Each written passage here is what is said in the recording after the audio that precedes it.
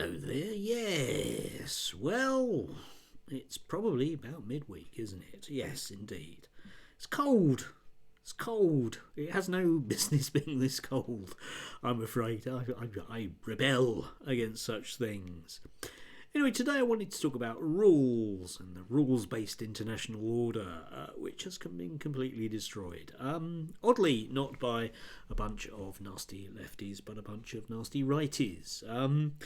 The news that's been sort of coming out in and around Liz Truss's book, which is getting probably a lot more attention than realistically in any way, shape or form deserves, I think does show us a certain level of pathologising around certain people. In my job, I work with quite a lot of kids who can't play games.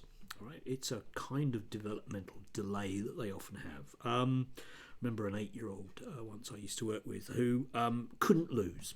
Right? You couldn't play a game with them because they would instantaneously, at any moment in time, change the rules to guarantee that they won. And then when you played by those rules, they would then change them again to make sure that you couldn't win. The rules were always that they won, no matter how much that would destroy the game. And with these people, you basically have to give up playing a game with them, and you have to kind of wait until they, mature, at least on that level. And, you'll meet people in your life like this who are adults, and they can't lose.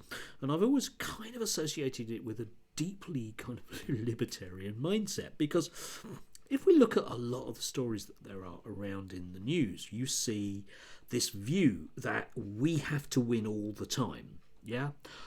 Liz Truss, just to bring it back to her, was sort of talking about maybe leaving the UN because they don't always do what we want.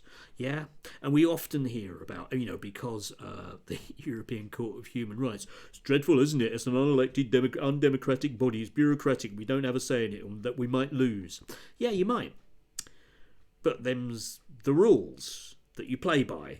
And if you don't like it, fine, you can decide to opt out. But then you do become North Korea because other people play by the rules. And when you break those things by not playing by the rules, it leads to all sorts of problems. Because what I'm always thinking of with these kind of notions of undemocratic international bodies, you'll often hear this about the World Health Organization in particular, because after all, they're going to force vaccines on us, or whatever else the Coast Guy or some spurious ex-Tory MP is going on about. But the one you never hear about, of course, is the World Trade Organization, because when we left the European Union, you may remember, getting on for nearly a decade ago now, we were told that we would be into this new brilliant system whereby there would be this international rules-based order, blah, blah, blah.